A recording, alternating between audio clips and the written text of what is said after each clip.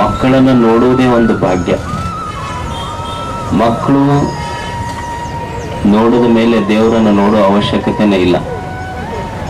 ನಮ್ಮ ಗುರುಗಳು ಯಾವಾಗಲೂ ಒಂದು ಮಾತು ಹೇಳ್ತಿದ್ರು, ನಾನು ಒಮ್ಮೆ ದೇವರ ಗುಡಿ, ಇನ್ನೊಂದು ಶಾಲೆ, ಎರಡೂ ಇದ್ರೆ ನಾನು ದೇವರ ಗುಡಿಗೆ ಹೋಗ್ಲಿಕ್ಕೆ ಇಷ್ಟಪಡೋದಿಲ್ಲ, ಶಾಲೆಗೆ ಹೋಗ್ಲಿಕ್ಕೆ ಇಷ್ಟಪಡ್ತೀನಿ.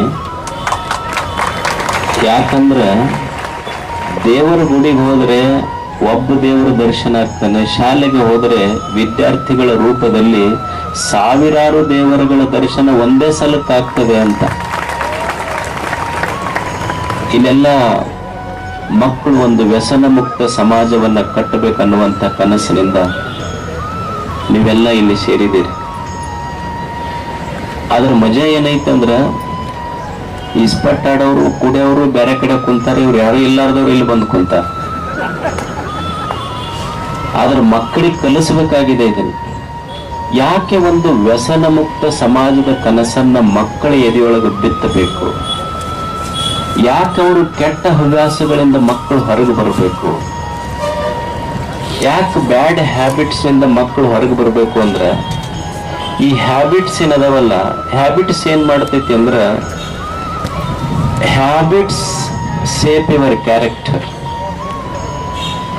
Character shape your nature, nature becomes your future. ಅಂದ್ರೆ ನಿನ್ನ ನೇಚರ್ ನಿನ್ನ ಫ್ಯೂಚರ್ ಆಗ್ತೈತಿ. ಅಂದ್ರೆ ಕೆಟ್ಟ ಹವ್ಯಾಸಗಳಿಂದ ಕೆಟ್ಟ ಭವಿಷ್ಯ ನಿರ್ಮಾಣ ಆಗ್ತದೆ.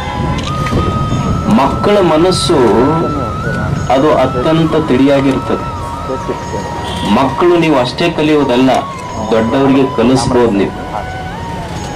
ಒಂದು ಸಣ್ಣ ಒಂದು ಕತೆ ಹೇಳ್ತೇನೆ ನಿಮ್ಮ ಮಕ್ಕಳಿಗೆಲ್ಲ.